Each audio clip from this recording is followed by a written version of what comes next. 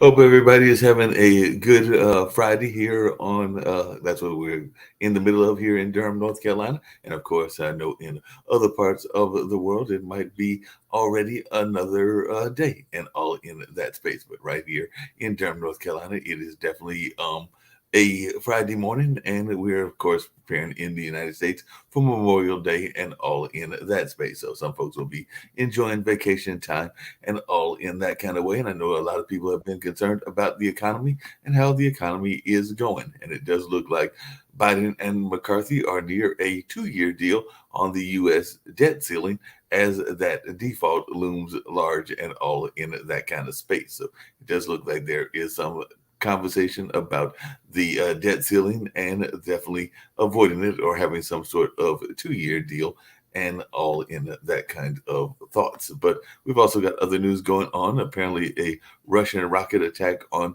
a Ukrainian hospital killed 2. And I know that we'll have folks joining, including Sasha Starr, that will have some thoughts about what is going on in Ukraine and what is taking place in that part of the world as well. And of course, we've also got in Indiana a case where a doctor has been reprimanded because they provided abortion to a 10-year-old rape victim and then also were disciplined for talking publicly over what they did. So they were reprimanded for violating 3 counts of privacy laws and all in that kind of way. And they also were telling reporters about the egregious violation. So definitely there was some language that was used as well. And we'll find out what folks have to say about that. And I'll get some more details in that regards also. So that is one of the things that I am seeing in the news. And also in the news is a Navy SEALs training has been plagued by pervasive problems, according to an investigation of that part of the military and that kind of things. And apparently, there is talk that China could hack the U.S. critical infrastructure, and that is something that the State Department has warned about. So I'll be very curious to see what folks have to say about that, and if we need to be concerned about our own infrastructure and how we can be hacked by either the Chinese or other world players as well. So definitely it'll be interesting to see what folks have to say in regards to that and what their thoughts are as to whether that is something they are concerned about or something we as the public should be concerned about. And why you would even bother to open a plane if you're on a flight is beyond me. I didn't even know that those were able to be opened as easily as apparently they can be. But there was a terrifying moment as a plane door opened mid-air on Asiana Airlines flight. The passenger opened the exit door during the airplane flight in South Korea, and 12 people were injured slightly. So maybe they were trying to do some sort of stunt. I know that I was watching a news report not that long ago about people climbing up the between rooms on a cruise ship, and that can be very dangerous if you're out on a ocean and all along those lines. But it looked like there was young people involved in, I think they were trying to retrieve an item, but even whether they were trying to retrieve an item or whether they were doing a prank, that is not something that you should be doing in the middle of the ocean. And speaking of things you shouldn't be doing in the middle of the ocean, apparently a killer whale has wrecked a boat in a latest attack off of Spain. So orcas are attacking boats near Spain. Apparently, this is something that is going on, and maybe the whale world is rising up or something along that line, because there is definitely a lot of yachts and other things that are in that space. So I'm going to bring up some other news, and of course, today is a historical birthday and all in that space. Some people are very much a fan of this person that was part of the various administrations, and that was definitely involved in a lot of political negotiations. Who knows? He might even decide to go over there and negotiate between Zelensky and Putin, because at 100, that's right, Henry Kissinger is 100 years old on this particular day. So he has turned 100 and all in that space. So he is definitely going to be getting a lot of praise and thoughts as he has hit that milestone birthday and all in that space. And I think I've got Nick with me, so I'll bring Nick onto the thing and all in that kind of way. So are you going to try to make it to 100? And what would you be doing at 100? You know, there are some people that even think of Kissinger as being a statesman. And of course, there are others that talk about some of his other parts of his history, and there are even some people that have questioned whether he was a war criminal. So there's always an interesting dichotomy that goes on and all in that space. And like I said, maybe he'll go and negotiate with the Russians and the Ukrainians. And it does look like the Russians have begun moving nuclear weapons to Belarus. So maybe they're going to be doing a tactical nuclear war or something like that. But Russia has signed a deal to put in tactical nuclear weapons in Belarus, and that doesn't sound like that is good for the world and all in that space. And the U.S. has sanctioned a group that we know about from Russia, the Wagner Group, and they have put sanctions on them in Mali, because not only are they causing trouble in the Eastern Europe, but they're also causing trouble in the African nations, because apparently they may be smuggling weapons from Mali, and the U.S. has imposed sanctions on leader of the Wagner Group there in Mali, because apparently they're seeking arms and all of that from that African nation and all in that kind of space. So we'll bring up Sasha, and Sasha might have some thoughts about some of these things, but what is your thoughts about what you're hearing in the world and all in that kind of way?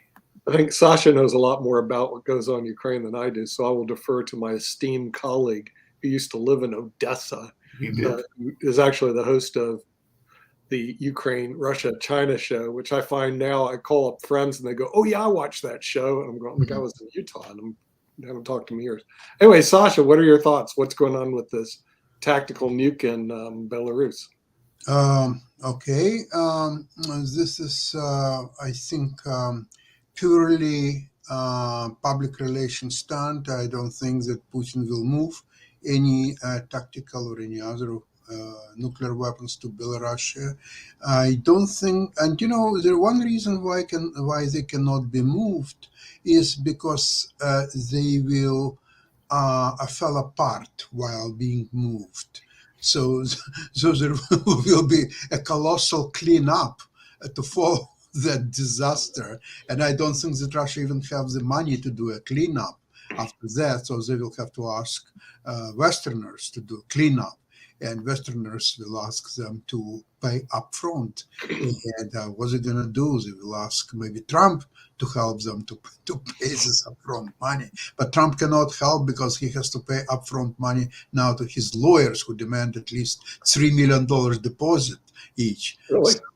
So that's kind of explains why they will not move anything to Belarus or from Belarus or wherever. They cannot move anything to anywhere. All they can do is to remove their troops' bodies from Ukraine to Russia. But even that, they are not doing that because they don't care. They don't care about their soldiers being killed in Ukraine. The same thing as they never cared about their people being killed in Second World War.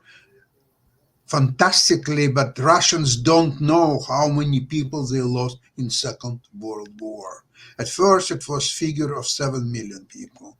Then it was increased to 15 million people. Then, for many years, it was a version of 20 million people. And during Gorbachev's time, with all the archives being opened, so now they moved at that time, it was more than 30 years ago, by the way, to 27 million people. On the other hand, now they're talking about that it was much more than 27 million, but nobody knows how much more and score these people or so on, and they don't care. This is just fantastic approach. What kind of nation is that doesn't care about their killed?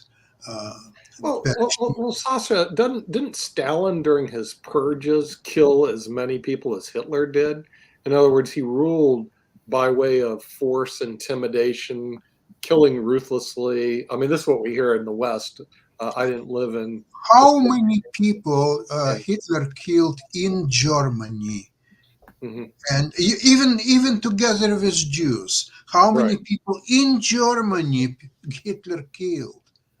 Probably less than 100,000 people.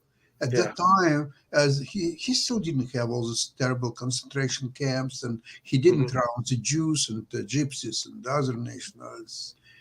It came out later. This big difference between Hitler and Stalin is that Hitler never had in mind killing his own people. He wanted to kill French people, Polish people, Jews, and many others. Stalin, on the other hand, he was the most happier killing his own people. In fact, nobody ever killed so many people in his own country as did Stalin. He's a world champion. Nobody can touch him. Mm-hmm. Now, part of the reason for killing was to intimidate people, from what I understand, that to obey his rule. Would that be correct?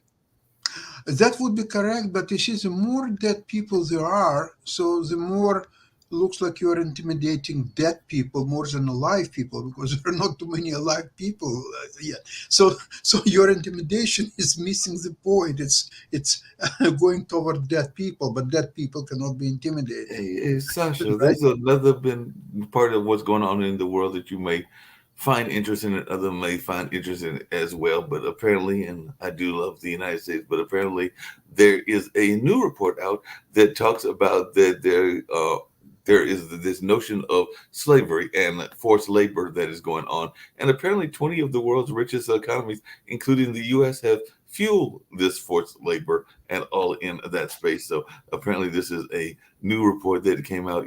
These lovely groups that do these reports. This one is Walk Free, and international human rights groups found that countries belonging to the group of 20 major economies help fuel forced labor through global supply chains and state-imposed forced labor. You'll be glad to know, Nick, that we were not at the top of the list, because there was other countries that were much worse, that were doing a lot worse. And by the way, the Walk Free group is a Australian-based group, so we need to find out where we can get back to having Shaquille back on. But the 10 countries with the highest prevalence of modern slavery are North Korea, Eritrea, Mauritania, Saudi Arabia, Turkey, Tajikistan, United Arab Emirates, Russia, of course, Afghanistan, and Kuwait. So these countries apparently have one thing in common, which is limited human and civil rights protections, political instability, and of course that lovely word, authoritarianism. So those are the things that are out there. But apparently this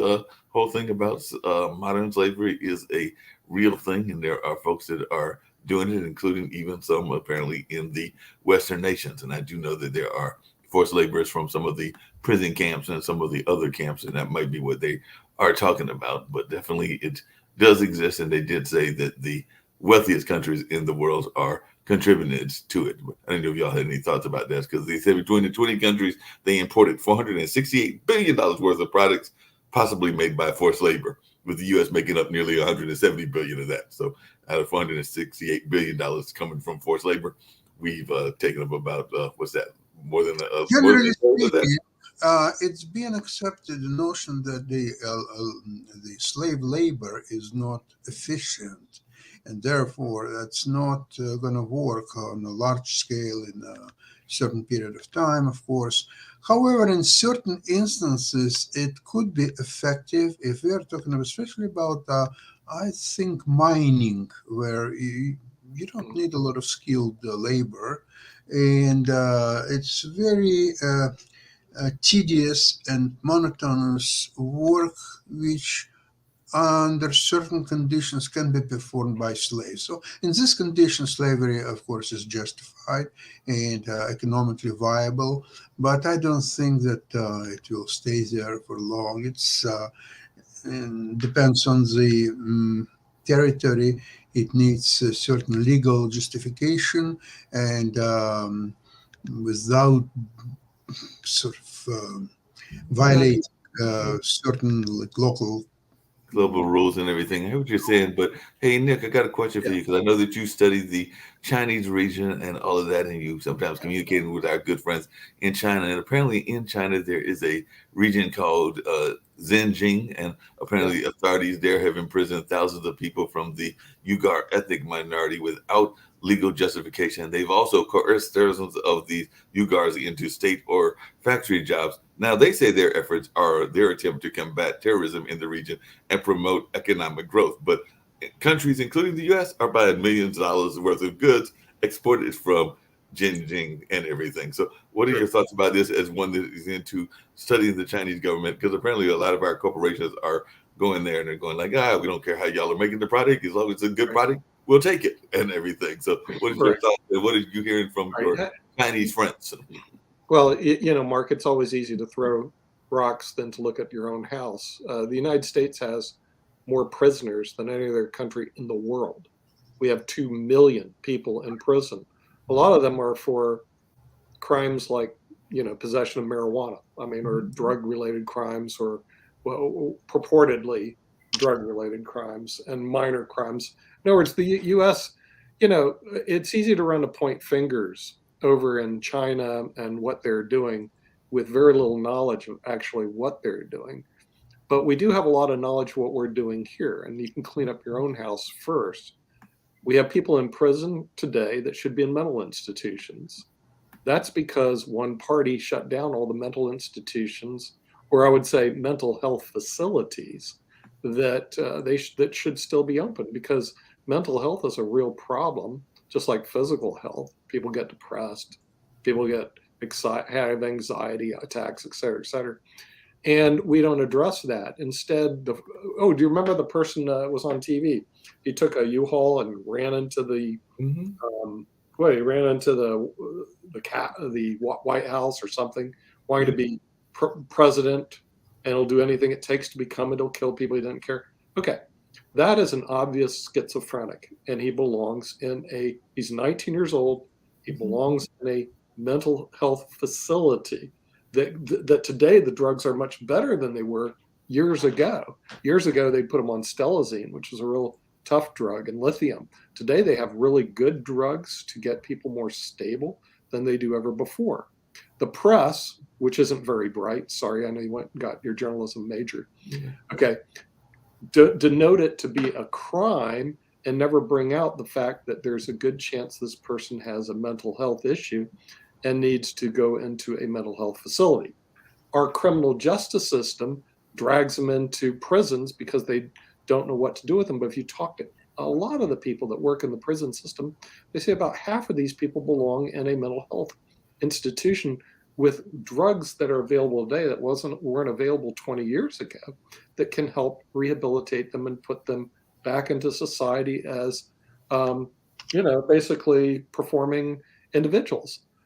So now we're going to run all the way across the continent into another person's continent. Well, but we do this regularly. Hold on a second. We do this regularly because even I'm sure that as this war has destroyed totally the infrastructure and a lot of the other things that were going on in Ukraine, that as soon as the war is over, we will send more money to help rebuild it, and rightfully so. We should definitely help rebuild it. But then one of the things that is going on now in conversations is that there's a country that we fought many years ago. Some people would say that we pulled out too soon, even though the war was a long-running war and all in that space. But now apparently we're about to do a $15 billion climate deal with the fine folks over there in Vietnam, because Vietnam is set to get billions of dollars from wealthy countries and investors over the next few years to help it move from coal to renewable energy. The goal is to fight climate change while boosting the country's economic development. Now, last time I checked, Vietnam wasn't exactly a stable country in a lot of ways, and it definitely had some human rights concerns and everything. So should we be pouring billions of dollars into a country that is already got some instability of its own? And I just wanted y'all's thoughts about this. No, but for reasons that are totally different from the cause. In other words, the cause is justified. The reason we should not do it, and this is a big mistake Congress and Joe Biden is making, and they need to announce to the world that we're broke. Okay? Don't look to the United States for money anymore. We are broke. Come on.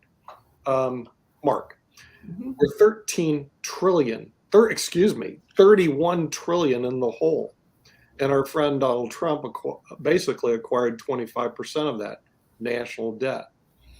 With 31 trillion in the hole, the first thing we have to do is get our finances in order before we make major contributions to other countries. But we haven't done that yet. So the first thing we need to do is to take that 15 billion that was allocated for a good cause and move it to a better cause. And that's to pay down our national debt.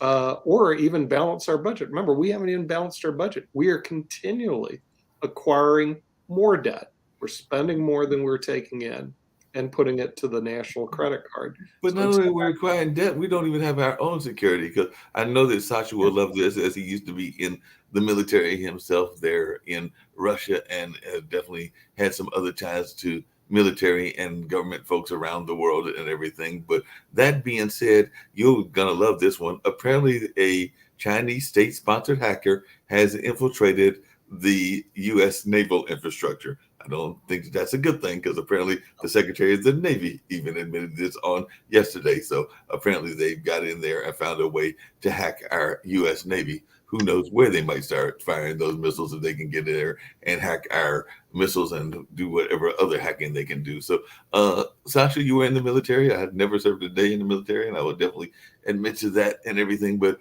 what is your thoughts about the Chinese, or maybe even the Russians or other people, being able to override some of our very important stuff going on? Because apparently that's what happened. A Chinese state-sponsored hacker got into the U.S. Navy. So what is your thoughts as one that used to be in certain military kind of endeavors? Is this going to be too common, or what's going on here?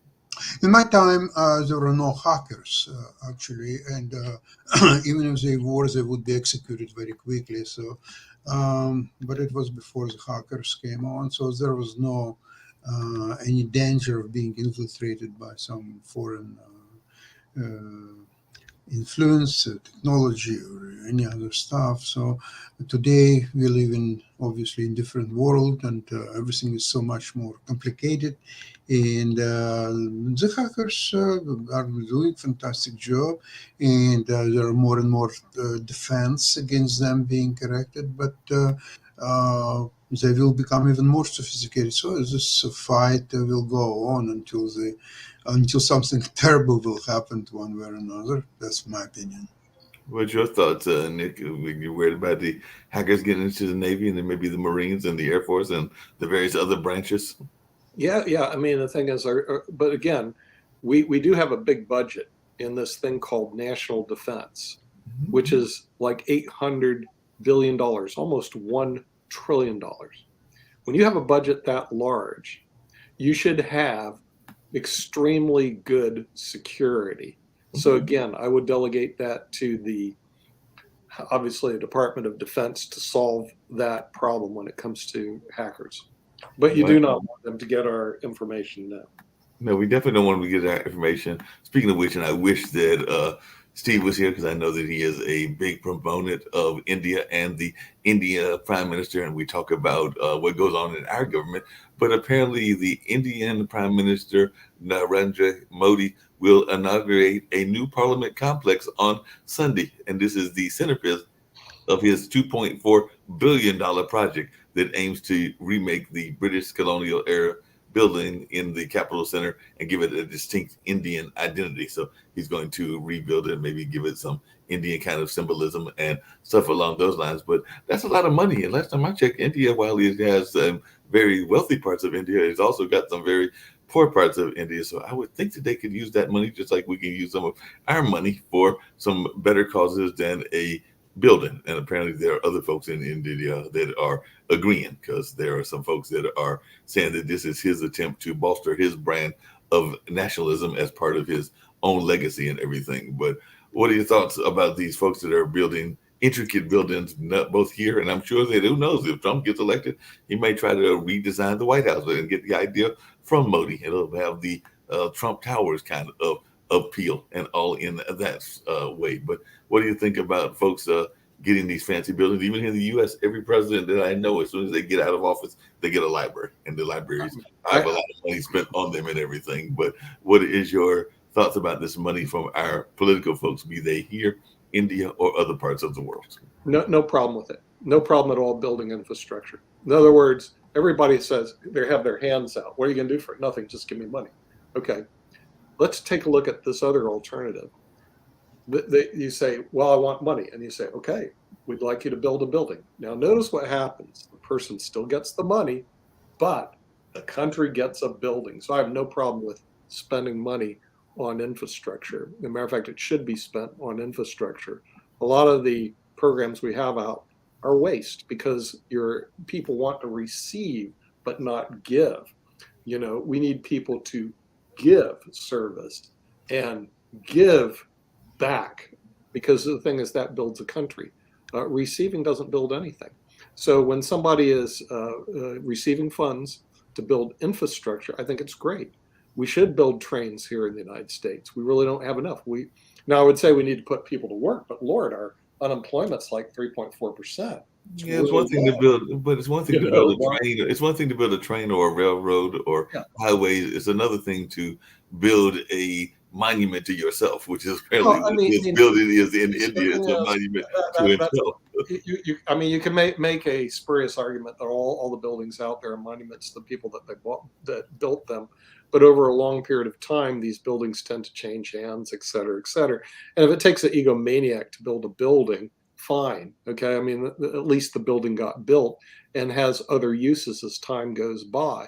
When we talk about the homeless problem, Mark, do you know how many empty buildings we have out there that could house homeless people right now? Well, they're empty buildings. I live around the corner. You know, so I know that there are empty buildings here. So when you're talking about the homeless problem and the lack of affordable housing in the United States, we're sitting on a capacity where 20% of office buildings are vacant, and I don't know how many houses are vacant. Lord, so we have as a very misallocation of our resources that could actually house these homeless.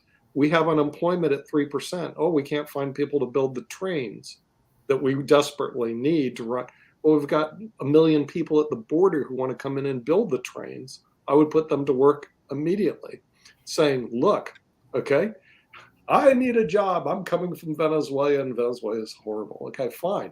We've allocated like $1 trillion to build the trains. First thing I said, here's your pick, here's your shovel, here's your rail line, and let's go to work in building those bloody trains. But Nick, that comes down to one of the old jokes that I used to put out there and everything, in terms of talking to my friends when the wall came up and the concept of the wall came up.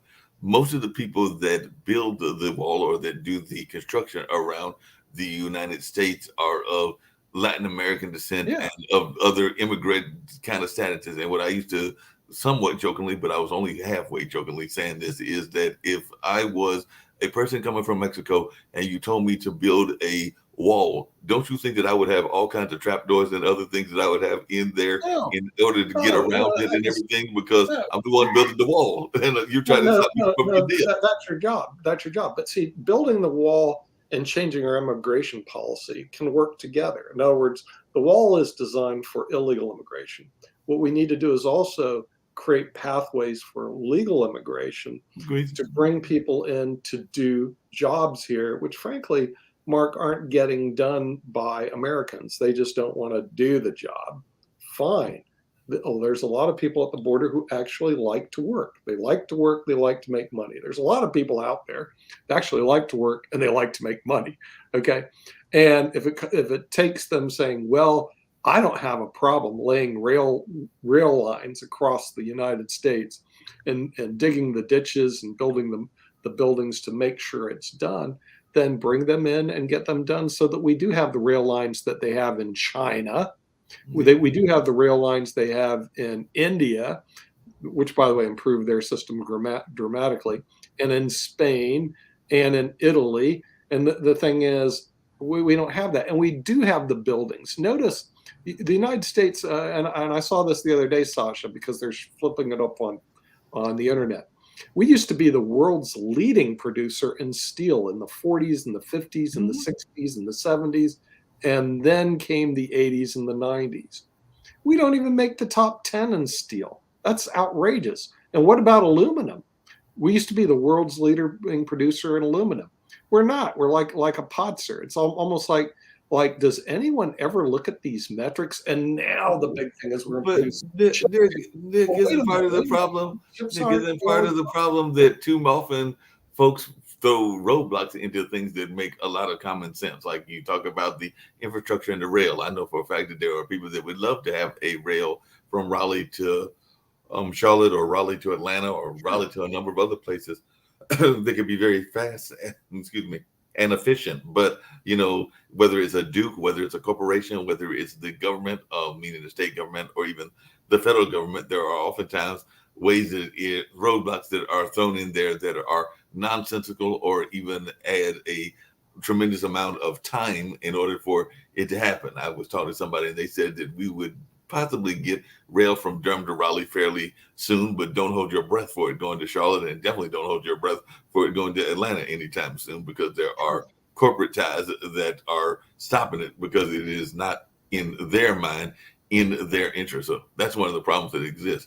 And Sasha, really quickly, I had a question for you, back to something else we talked about earlier. Actually, I got two questions for you, but the first question I had was, what was your thoughts about a building being built, kind of like what Modi is doing? So if Trump is elected president, can you see him redecorating the White House in a form or fashion much similar to the Trump Towers or some of those kind of things? So I'm thinking if he gets there, and since he is definitely an egomaniac as well, he may want to create it with maybe his big face on the top of it or whatever. But what is your thoughts about a Trump presidency, and if he is elected, him having some sort of salute to himself?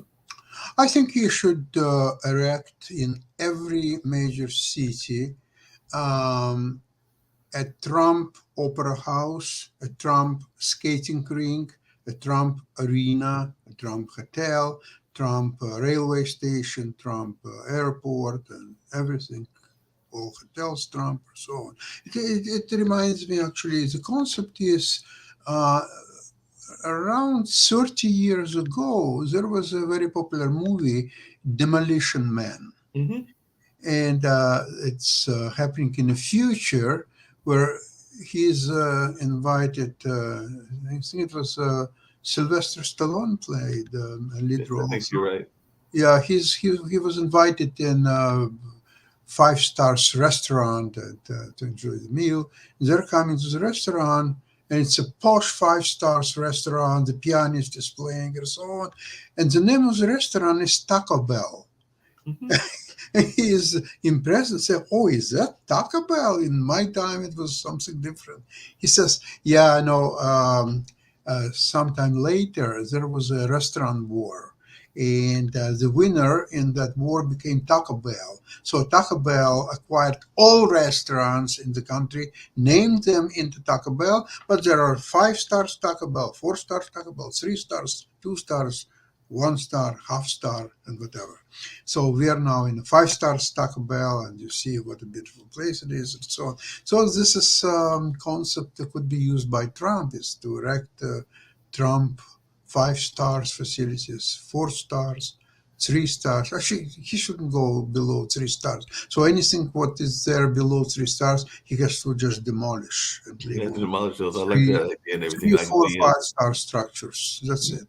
I can see him definitely do that. I was actually reading earlier today a comment that was on social media, and they were actually talking about 2023 and 1992, and they were saying that if somebody had told them that Trump would have been a ex-president facing certain convictions and everything, and certain court cases, and that a certain family icon, meaning Bill Cosby, would be kind of the piranha of society because of some of the accusations against him, and that Magic Johnson, the great basketball player, would still be living, folks would probably still be in a state of shock at those kind of things if they had told him that in 1992. In other words, they would not have believed that those things have happened, but they have happened in that time frame. But if you told somebody that in 1992, they would have probably committed you to that mental institution that Nick was talking about earlier, and all in that space, because nobody would have believed it. And speaking of folks not believing stuff, it was actually Saturday, which is tomorrow, not today, that Henry Kissinger turns 100 years old. And a lot of folks will have analysis about Henry Kissinger. You were involved in Russia at the time that Henry Kissinger was in office and everything. So as one that has known a lot about the international politics and the international world, and I know that some people will praise him for opening the door to communist China and plotting an end game to the Vietnam War, but there are also folks that will say that he backed dictators who were anti-Soviet and did some other things that folks don't necessarily agree with and all of that. But as one who has been in the political realm and definitely in the military realm when you were there in Russia, what are your observations of this man who will turn 100 years old on tomorrow? Because I do know that, as I recall him from the Nixon era, he was definitely somebody that you would often hear going and trying to do various diplomatic moves, and definitely was involved even in the Cold War kind of campaigns back in the 70s and 80s. But you were somebody that may have had some, I don't even know, you might have met the man, but not knowing how your direct connection, or if there's a direct connection, I would love to hear your input and your thoughts about Mr. Kissinger, who will be turning 100 on tomorrow. Okay, so in 1972, when he did this historic trip to China, at 49 years old, he was a relatively young man, especially considering the positions that he had at the time. Okay, now 50 years later, this great opening of China, how the U.S. benefits from it? May I ask you, Mark? I mean, right now we seem to have a lot of Chinese companies that are coming into the U.S. and buying up U.S. property. We have a lot of Chinese nationals that are getting their education from the U.S. and all in that space. So in a lot of ways, it could be perceived as being a one-sided victory. But then you also hear people that talk about China being having Western companies come there, because we do know that McDonald's and some other Western companies have come to China as well, because definitely China, while it is perceived as a communist country and everything, it has definitely got some Western patterns in some of its thoughts and some of its business deals. I'll just put it that way, some of its business deals. So to answer your question, it definitely has taken advantage of its gains that it got from Kissinger's and others, because we know that they are regularly doing things here. I just mentioned what they did with the U.S. Navy and everything. So do you think America would be better off if Kissinger wouldn't make his trip to China, if Kissinger at the time wouldn't be a prominent politician, Secretary of State, and would be just a school teacher, for example? Do you think America would be better off? I think it would have been a different kind of America, because I don't think that the Chinese influence would have been as strong unless somebody else stepped into that vacuum and made some similar kind of overtures and everything. So, but it's America who made China so strong. It's America who brought there the modern technology, the best possible plans to produce semiconductors, to produce all kinds of technical things that China 50 years ago couldn't even dream about it. So US created its own competitor who is now fighting to take a prominent place under the sun. So what is to say about Henry Kissinger, who is today 100 years old lunatic, who is talking about some kind of crazy peace between Russia killing hundreds of thousands of people, and Ukraine, which was mercilessly attacked with no cause by Russians? What is he there to talk? At 100 years old, God bless him to live another 50 years or maybe more, but he's not doing any good to anybody with his lunatics speeches. What is your thoughts, Nick? We were talking about Henry Kissinger. He turns 100. It was not today. It's tomorrow that he turns 100. So what is your thoughts around Kissinger? Some people have considered him to be a great diplomat and all in that space. But like you said, Sasha is not the biggest fan. And I'm not saying that I was the biggest fan of everything that he did, because he definitely had some moves even in Africa that I was not the biggest fans of, and definitely wasn't the biggest fan of some of the administrations that he worked under. But what are your thoughts about Mr. Kissinger? It was a different world back then, Mr. Mark. So, it's hard to, judge people, and hindsight's always 100%. When you're looking at it from a different standpoint, it's a different area. But right now, he's turning 100. If you look at a lot of the people, how they're getting older in America, and this is another problem we have in America, aging of America. Let's go take a look at Jimmy Carter. I know he's dying, but look, he's going to be 99. He's going to be 99, and his grandson has said that he could live well into the summer of next year. Well, the aging of America, there's a whole book I have back on this aging of America problem, is that the Social Security system and the Medicare systems can't handle all these old people, because there's no one paying into the system anymore. There's no one building those roads. There's no one servicing, or as they say, no one changing these old people's diapers. Now we got a bunch of young people at the border wanting to come in. Wait a minute. There's some mismatch here. We don't have enough young people paying in, but we have a bunch of young people at the border who want to come and pay in, but we're not letting them in. Well, what's going to happen? America is going to get old. This is something they don't discuss. They don't discuss this, but they also don't discuss the fact that as America gets old and there are new opportunities and all of that. I was actually on another show on another network not that long ago, and they were talking about the fact of the planes, the way they get around. And it's, while we praise our pilots and we praise our cruise directors and all of that, there is a distinct possibility that you may go onto a plane and you might hear a robotic voice speaking to you, and it might not be flown by an actual human. It might be flown by a robot, and maybe the robots would be smart enough to tell the passengers not to open the door, because I'm still trying to figure out why anybody would be idiotic enough. Well, again, it goes back to we have a mental health issue here, but another person with a mental health issue that's not being addressed.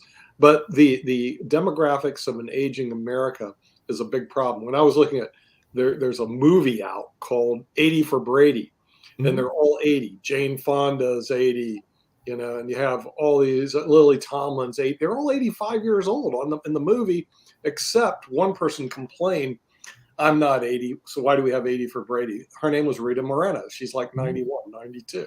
Okay. This is a issue in the United States, and it's going to continue to evolve as more of the baby boomers creep up into the older ages. And we're seeing it even in the presidential election. Who's running? Well, we got Trump. He's in his 70s. We got Biden in his 80s. Who would have think that would happen? And we're not really developing our young people. We're kind of ignoring them. Oh, wait a minute. We're strapping them with enormous student debt. That's bright. And then letting them go on their way. And the parties are responsible. Why didn't Joe Biden groom somebody, not for sexual purposes, but for purposes to run office? Why didn't the Democratic Party start grooming their younger people to become statesmen and also to be able to...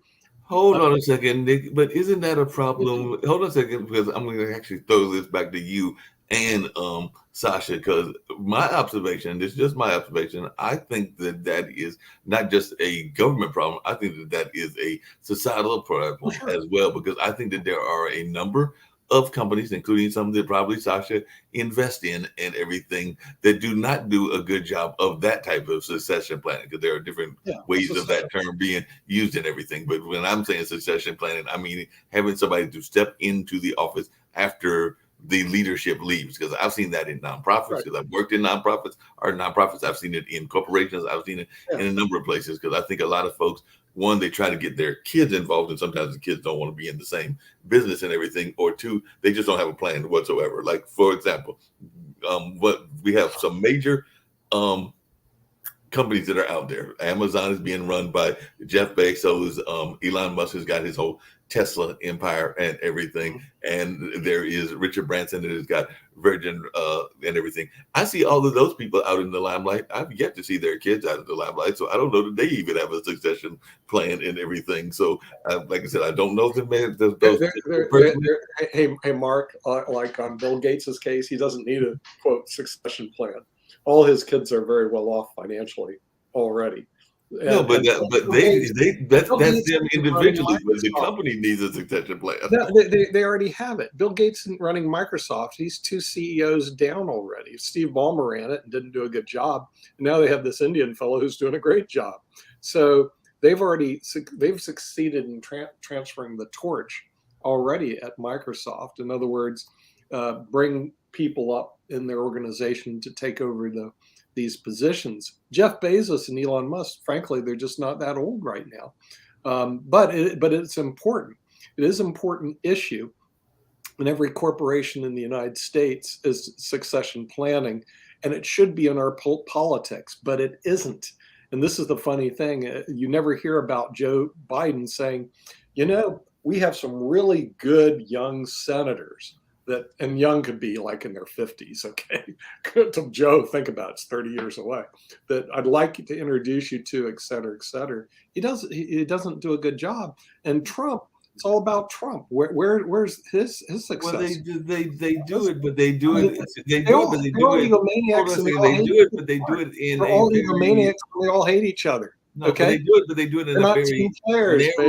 They do it in a very narrow focus, because I can't say that is not true that they don't introduce new rising stars. We always hear about the rising stars. I mean, that's how Obama got elected, but we don't hear about these folks until the convention, and the convention is not on anybody's mind until it's close to convention time. So a lot of people didn't hear about Obama till that great speech that he gave at that particular convention. The same with Hakeem Jeffries, the same with even Nikki Haley on some levels, and a number of others. So unfortunately, some of these rising stars we don't hear about until we get to convention time and wherever the convention is held at. But I agree with you that it should be done throughout the time and not wait till convention time. And even half the time when those rising stars come out, then they kind of fizzle because they get a job or they get an appointment, and they either don't do a great job in it, or they kind of get caught up in the trap and the mundane nature of the politics, and they don't rise up to the level that they could.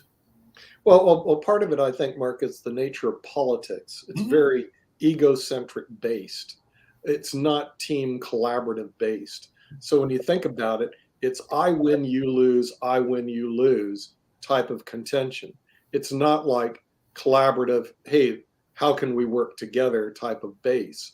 So because of that, Obama, the reason he moved so fast in the system, I listened to him. He was a very, very good speaker, very good choice of words. He had charisma up to the level of Bill Clinton, who was one of the most charismatic person I've ever seen. To the point when I was in sales, I looked, my sales partner, who was top of the table producer, we looked at this guy, glad we're not trying to sell and Bill's coming in the door, because his personality was incredible. Okay, and the same thing with Obama. So, but make no mistake, nobody in the Democratic Party gave a rat's rear about Obama. They were Obama and Trump had that. Yeah, I said this on the show a couple of times. They were both. The Republican Party cares about Trump. Think Trump. No, they were both anti-establishment to some degree or another. It's all a dogfight. So totally a dogfight. Election. Nick Haley's not going to reach out and say, "Gosh, I've got another great opportunity to debate Donald Trump, who's also a great person." They won't do it. They're going to go in and they're going to gouge each other's eyes out. Watch. It'll be great theater for us, Mark, because we can put it on the Pod TV network. But every one of them are going to gouge each other's eyes out so that they can be elected, because they are the most important person on the planet. So hey, Nick, speaking of gouging folks, hold on a second. Nick, speaking of gouging folks' eyes out and everything, I have a quick question for both of you. I know we got a few minutes to go and everything, but there has been a notion, we've talked about gun violence on this show and everything, that it doesn't happen in other parts of the world. Does it doesn't happen in other parts of the world, or is it that they don't cover it? Because apparently Japanese authorities on Friday arrested a 31-year-old man in this rural area because he was killed in what they called a rare shooting and stabbing incident involving a 12-hour standoff with the police. And my question is it that it's a rarity, or is it kind of like what goes on in our urban versus rural cities, or even some of our competing cities, meaning that certain people are better at public relations, meaning that it's not that it doesn't happen, it's just that they do a better job of covering it up. Yeah, it's actually very rare, very, very rare. And especially in Japan, they have a list. And by the way, you can go Google it. All the data is on Google, okay, of the safest countries in the world for violent crime and the unsafest. And the unsafest are actually in our backyard. It's Latin America. It's El Salvador, Guatemala. The Central America, South America is awful. And then what's the safest? Europe, Japan, especially Japan, Singapore, and that. So when you do see a gun crime like what just happened in Japan, it is reported, but it's so bloody rare. When I was in Spain, the odds, and also Canada, the odds of being killed are like 0.42% per 100,000 by gun violence. But I mean, but isn't part of that what they do? But isn't part of that what they do in Japan? Hold on a second. But isn't part of that what they do in Japan and what they do in Canada? Because I don't know about Canada, but in Japan, gun ownership is tightly regulated, and anyone seeking to own a gun has got to go through this whole rigorous vetting process. So if you want to get the license for a hunting rifle, you definitely got to go through jumping through some hoops and hurdles. You don't have to do that here and everything. You can just go purchase. Hey, walk up and say, "I like a gun." Hey, you can get. I think I told you, Nick. I once went to I was traveling with some friends of mine. This was about a couple of decades ago. We were going because they were performing. It was a reggae type group and everything, but they were going to perform in Ohio. We stopped at a convenience store. At the convenience store was a raffle. Do you know what the prize was for the raffle? Yeah, I mean, Mark, the prize for the raffle was a shotgun. That was it's very easy to obtain. Like I said, in my younger, more halcyon days, I had a bunch of 22 semi-automatics. I had 357s, 44s, semi-automatic 44s, shotguns. I mean, but I had a place in the country. We used to shoot up the place. I mean, it's a lot of fun. Easily obtainable in the United States of America. Hard to obtain in Canada and in Spain and Morocco. Okay, they make it very, very difficult, and for the right reason. But like the person in Morocco said, it keeps this safe, us safe. The United States, and it's very sad, has very poor gun laws.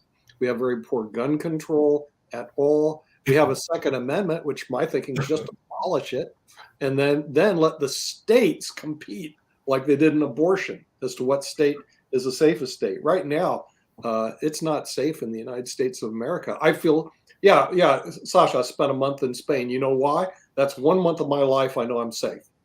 Now I got pickpocketed. But speaking of safety, but it's safer in the United States. No, I hear what you're saying. But speaking of safety, than it is here. But speaking of safety, there was a major riot in France, and they unleashed because they were having some whole things around climate and climate issues, and they were protesting at a Total Energy shareholder meeting. So the France unleashed some tear gas on the protesters and all in that space. I don't remember any tear gas being unleashed when the January 6th insurrection took place. Do you think that that's something that they might have considered? That's a whole lot of people, so maybe some tear gas.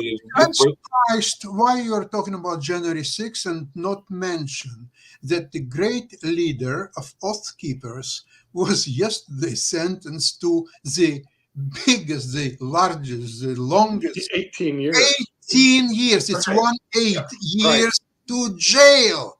Yeah, so the initiator of January 6th, Donald Trump, is still kicking around and running for president and so on. And his dog, his biggest dog, the guy, I forgot his name, but he was elected the leader of the Oath Keepers, and he was getting $400 a week salary. By the way, so he's losing his salary as well.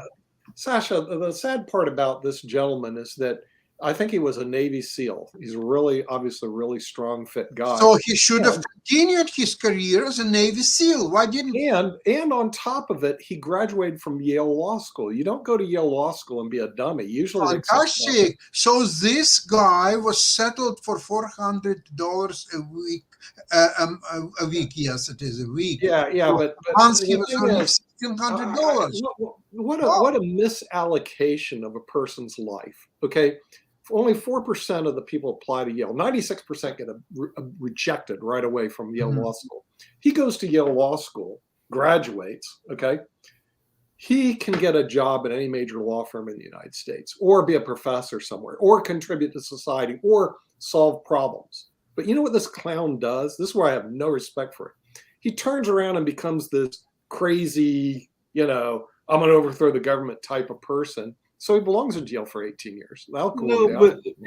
And I get what you're saying, Nick, but along those lines, we only got 5 minutes to go. But along those same lines, why do we keep swapping crazy convicted terrorists for other folks that are not on that same level? I think we did that with Brittany Griner, and apparently they just recently did that in Belgium and everything, because they convicted terrorists for an aid worker. So I'm still trying to figure out, that doesn't sound like a fair trade to me, but I'm not in the trade business in the sense of I don't trade political prisoners either, so I'm not sure of all the details of it. But we do have, I think, about 54, maybe 74 political prisoners overseas that do need to be brought back into the United States.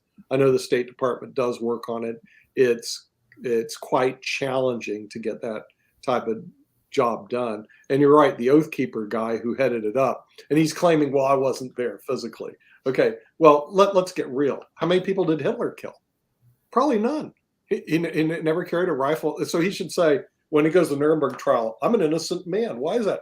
I never carried a gun. I'm Hitler. I never killed anybody. Really? No, you were just in charge and you ordered everybody to be killed. Come on. And so the thing is, his arguments, which he'll apply his appeals and stuff like that, judges as you go to appellate courts aren't stupid. They also graduated from Yale and Harvard. And they're going to go, okay, so your appeal is you weren't there, so that doesn't count. And they're going to go, what about Hitler? He wasn't there. And Stalin, Stalin, I think, physically did kill people. He's a little different cat. But there are world leaders out there that kill a lot of people and never physically killed anybody in their life. So once you obtain a leadership position, which he had, then he is de facto, or they call in law, vicariously liable for the acts of his agents. So whether he likes it or not, Wacko is going to spend some time in the big house, and quite some time, Sasha, and quite rightly so. I believe that if he wasn't there, there's a good chance this wouldn't happen. In other words, you cut off the heads of the snake has a really hard time biting you. It could bite you, but it's very difficult to bite you.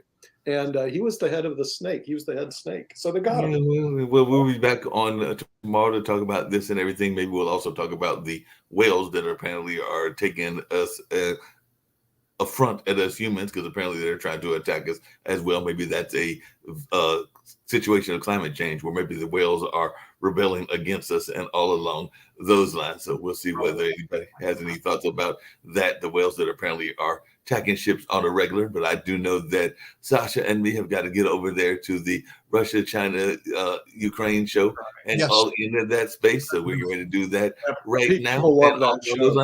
And we will be back on Tuesday, because on Monday is Memorial Day. So we're taking Memorial Day off, except for there might be 1 or 2 shows that are running. But for the most part, it's off that day. So Sasha, you'll get a day off, and we'll be back Tuesday, where you have both of the shows, Russia, Ukraine, and China, as well as the world edition of the Tuesday edition. So we will catch you at that time. But right now, let's get on out of here.